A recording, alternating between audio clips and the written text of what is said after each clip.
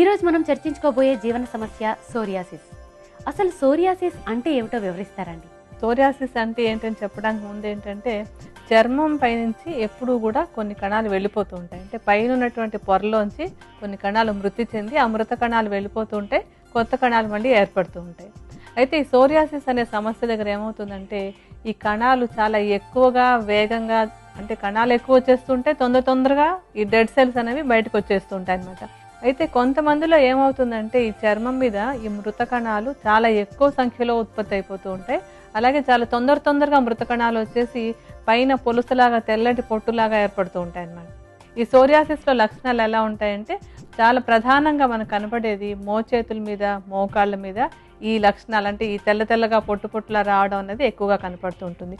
ఆ ప్రదేశంలో గుండ్రటి మచ్చల్లాగా ఏర్పడి, ఆ మచ్చ అంటే ఎర్రగా ఎత్తుగా ఉబ్బెత్తుగా తయారై దానిపైన తెల్లటి పొలుసులు లాంటివి వెండి రంగులో మెరుస్తున్నట్టుగా కూడా ఉంటూ ఉంటాయి అన్నమాట.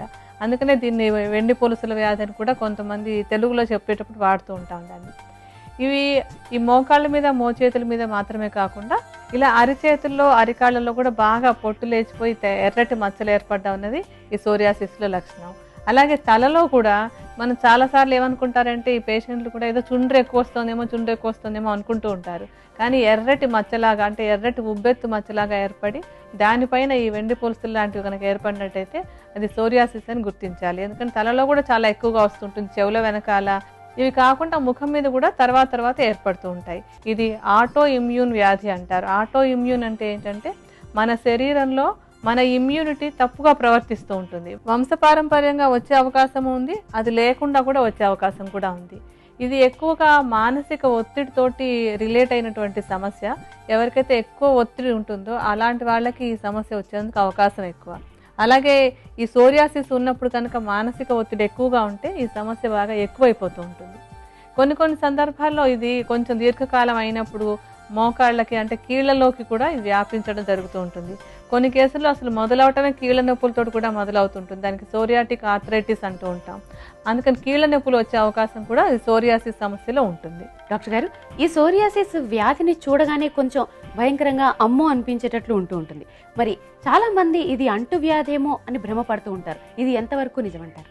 సోరియాసిస్ అస్సలు అంటువ్యాధి కాదమ్మా. ఎందుకంటే ఇందాకే చెప్పాను కదా, ఇది ఆటో ఇమ్యూన్ సమస్య అని చెప్పి, ఎవరి శరీరంలో అయినా సరే వాళ్ళ రోగ నిరోధక వ్యవస్థ సక్రమంగా పనిచేయకపోతే వస్తుంది తప్ప ఒకళ్ళ నుంచి ఒకళ్ళకి ఇది అంటుకోదు.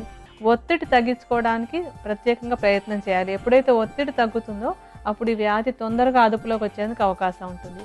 మానసిక ఒత్తిడి తగ్గించుకునేందుకు రకరకాల మార్గాలు ఉన్నాయి. ఒకటి ఏంటంటే, ఉల్లాసంగా ఉండడానికి కోసం అని చెప్పి సంగీతం కానీ, నాట్యం కానీ, లేకపోతే చిత్రకళ కానీ, మంచి పుస్తకాలు చదవడం, చక్కటి సినిమాలు చూడడం, ఇలా ఏదైనా ఒకటి మనసునంతా ప్రశాంతంగా ఉంచేటువంటి మార్గాన్ని ఎంచుకొని ఆ మార్గాన్ని ప్రతిరోజు అనుసరిస్తున్నట్టయితే కనుక మానసిక ఒత్తిడి తగ్గి మీలో ఉన్నటువంటి వ్యాధి నిరోధక శక్తి చక్కగా పనిచేసి ఈ వ్యాధి తొందరగా అదుపులోకి వచ్చేందుకు అవకాశం ఉంటుంది. ఇక ఆహారం విషయం చూసినట్టయితే కనుక, ఆహారంలో పులుపు, కారం ఈ రెండింటిని కూడా బాగా తగ్గించుకోవాలి. ఈ పులుపు, కారం రెండు కూడా ఈ చర్మంపై వచ్చే ఈ సమస్యకి శత్రువుల్లాగా పనిచేస్తాయి. అవి మానేసి తీపి, చేదు ఈ రెండు రుచులు బాగా ఎక్కువగా తీసుకోవాలి. తీపి అంటే స్వీట్స్ అవి తయారు చేసినవి కాదు, ప్రకృతిలో సహజంగా తీయగా ఉండేటువంటి కాయగూరలు, పళ్ళు వీటిని ఎక్కువగా తీసుకుంటూ ఉండటం. తర్వాత చేదు రుచిలో ఉన్నటువంటి కాయగూరలు అంటే కాకర, మెంతి కూర, మెంతి ఆకు, తర్వాత గోరుచిక్కుడు, ఇలాంటి చేదు రుచి ఉన్నటువంటి ఆహార పదార్థాలు ఎక్కువగా తీసుకుంటున్నట్టయితే అవి చర్మానికి మేలు చేసి తొందరగా ఈ వ్యాధిని అదుపులో పెట్టేందుకు సహకరిస్తాయి.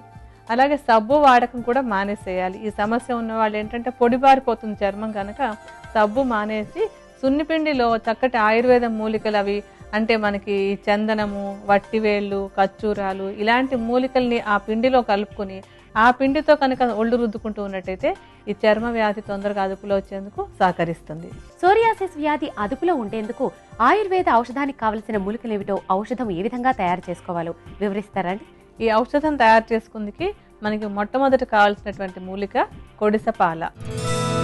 ఈ కొడిసపాల గింజల్ని సుమారుగా ఒక 100 గ్రాముల పరిమాణంలో తీసుకుని వాటిని క్వాథ చూర్ణంగా చేసుకోవాలి. అంటే కొంచెం మరీ మెత్తటి చూర్ణం అక్కర్లేకుండా చిన్నగా ముక్కలుగా అయ్యేటట్టుగా చేసుకుని చూర్ణం చేసి ఉంచుకోవాలి.